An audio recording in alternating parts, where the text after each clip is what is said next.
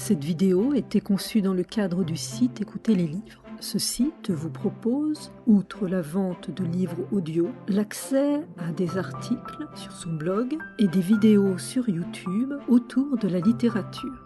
Les liens sont disponibles juste en dessous. Vous connaissez peut-être Réponse ou Hansel et Gretel. Alors, vous connaissez les frères Grimm. Alors faisons un petit voyage dans le temps, en commençant par la fin du XVIIIe siècle. Les frères Grimm naissent à Hanau, une ville non loin de Francfort-sur-Main. Jacob naît le 4 janvier 1785, Wilhelm le 24 février 1786. Enfant d'un père bailli, membre de l'administration, né à Steinau, ils sont 5 frères et une sœur. Le dernier des frères est Ludwig Emil Grimm, qui deviendra peintre et illustrateur. Ce sont ses eaux fortes qui illustreront les contes de ses frères. Leurs arrière-grands-parents et un grand-père étaient pasteurs, et il existe une forte tradition orale dans leur famille. Tôt orphelins de père, ils meurent en 1796, leur mère se retrouve seule avec 6 enfants. Jacob, l'aîné, part étudier à Kassel, chez une tante, puis Wilhelm, le benjamin, le rejoint 1 an après. C'est une éducation très rigoureuse et les enseignants les traitent comme des lycéens de seconde classe. Leur tante va les soutenir financièrement. Leur mère meurt en 1808. Jacob doit prendre en charge sa famille en sa qualité d'aîné. Mais ils font des rencontres importantes. Leur professeur d'histoire du droit, Friedrich Karl von Savigny, demande à Jacob et Wilhelm de l'assister dans ses recherches en tant que secrétaire.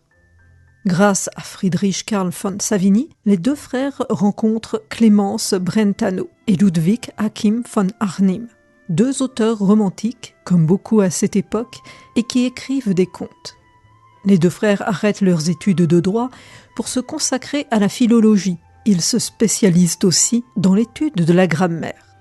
Les 2 frères qui s'intéressent à la littérature de l'ancien allemand font des recherches parmi les récits d'origine populaire et collectent des textes. Ils créent un recueil pour Brentano qui ne le publiera jamais. Les frères Grimm en gardent une copie et Ludwig Achim von Arnim les pousse à le publier. Jacob, qui suit des études de philologie, va occuper différents postes administratifs et mène une carrière diplomatique pendant un certain temps. Mais il est plus souvent dans les bibliothèques que dans les réunions mondaines où se joue la politique. Wilhelm, lui, travaille principalement dans la diplomatie et occupe des postes dans des bibliothèques, à l'instar de son frère. L'écriture des contes et des légendes. Le premier auteur célèbre qui s'est penché sur les contes et légendes est Ludwig Tieck, qui écrit son premier conte en 1796, Herbert le Blond. C'est un conte initiatique et non populaire. Il est créé par l'auteur. Johann Karl August Musshäus et Benedikt Nober sont les premiers à publier des contes populaires allemands qui ont été recueillis dans la tradition orale.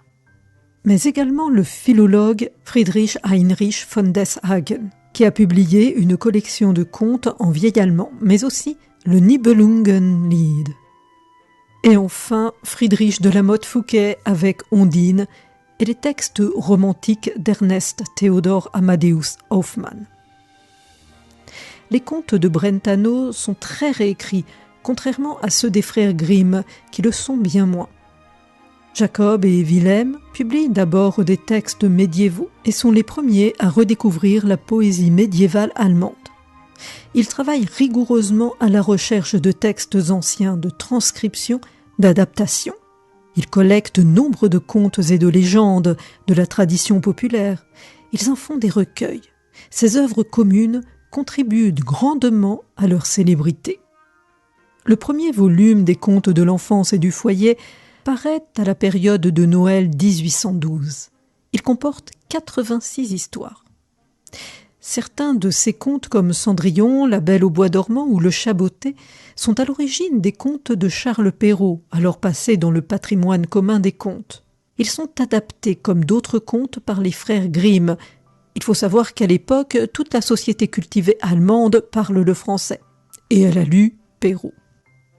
Il faut compter aussi avec l'influence des huguenots français au XVIIe siècle, chassés par l'édit de Nantes. Ils ont apporté leur culture religieuse, mais aussi profane. Les femmes particulièrement se sont transmises les histoires de Charles Perrault, comme Le Petit Chaperon Rouge, La Belle au Bois dormant, Cendrillon.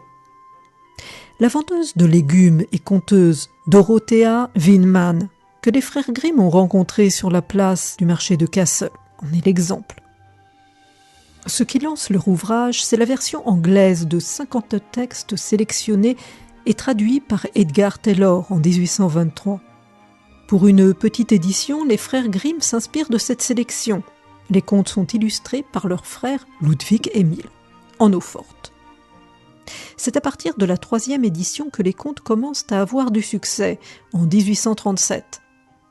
Ce succès tient à l'intérêt nouveau à l'époque porté aux enfants. Cela fait suite à l'émergence d'une classe bourgeoise dans laquelle les enfants ont une place différente au sein de la famille. En effet, les femmes commencent à s'occuper elles-mêmes de leurs enfants, à l'instar de la comtesse de Ségur, qui s'occupe elle aussi de ses enfants, malgré sa place dans la noblesse. Il y a 7 éditions des contes des frères Grimm, qu'ils modifient à chaque nouvelle édition. Par exemple, ils enlèvent Barbe Bleue et Le Chaboté, qui sont très clairement des emprunts à Charles Perrault. D'autres textes ont été enlevés, trop noirs, trop sanglants, comme « Comment les enfants ont joué au boucher », surtout lorsque la violence est gratuite, car la violence est souvent présente dans les contes. Outre les contes, ils s'intéressent aux légendes, comme Le Joueur de flûte d'Amelin. Leur recueil de légendes comprend 600 textes, donc plus que les contes. Dans la préface, ils définissent les 2 termes. La légende est ancrée dans l'histoire, le local, alors que le conte a sa place partout dans le monde. Outre les contes et légendes, Jacob et Wilhelm sont grammairiens et philologues. Jacob, de son côté, publie entre autres une grammaire allemande et une histoire de la langue allemande. Wilhelm publie plusieurs livres sur les runes, ainsi que les chants héroïques allemands. Jacob et Wilhelm travaillent ensemble sur un dictionnaire allemand. Ils recensent pour chaque terme des occurrences dans la littérature allemande, en commençant par la littérature médiévale. Ils présentent l'origine, l'évolution, les usages et la signification des mots. Mais ce travail est colossal. Ils vont jusqu'au terme « Frucht », le fruit.